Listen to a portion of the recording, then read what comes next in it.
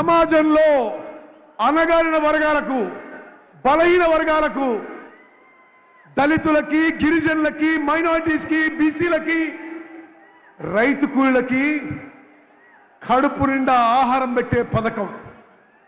నేను సాధారణంగా నా నియోజకవర్గంలో ఏ మీటింగ్ పెట్టను, కానీ ఈ అద్భుతమైన పథకం మొత్తం భారతదేశం చూసే విధంగా మన నియోజకవర్గంలో ఈ యొక్క కార్యక్రమం ఏర్పాటు చేయడం జరిగింది.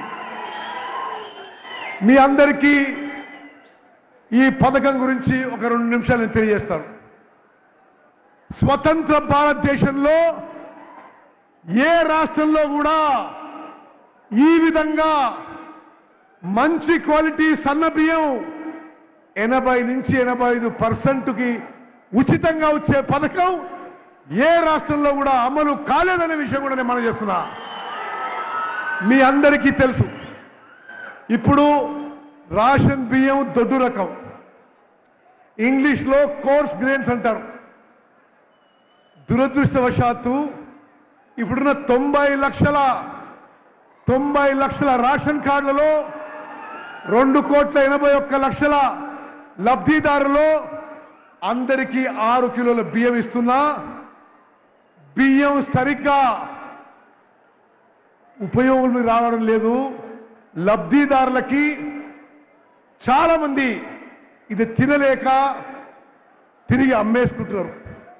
ఈరోజు ముఖ్యమంత్రి గారు ప్రభుత్వం ఇప్పుడున్న పథకం మీద 10,665 కోట్లు ఖర్చు పెట్టినా దానికి ప్రయోజనం లేకుండా పోతుంది. 10,665 కోట్లు ఖర్చు పెట్టినా నిరుపేదలకి ప్రయోజనం లేకుండా పోతుంది.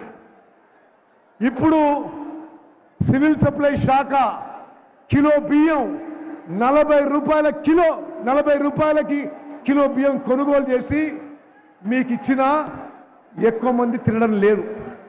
అది 5 రూపాయలకో 10 రూపాయలకో అమ్ముకోవడం, మళ్ళీ రీసైకిల్ కావడం, పౌల్ట్రీ ఫార్మ్లకు అమ్మడం, బీర్ కంపెనీలు తీసుకుపోవడం, ఇది మనం చూస్తున్న తతంగం.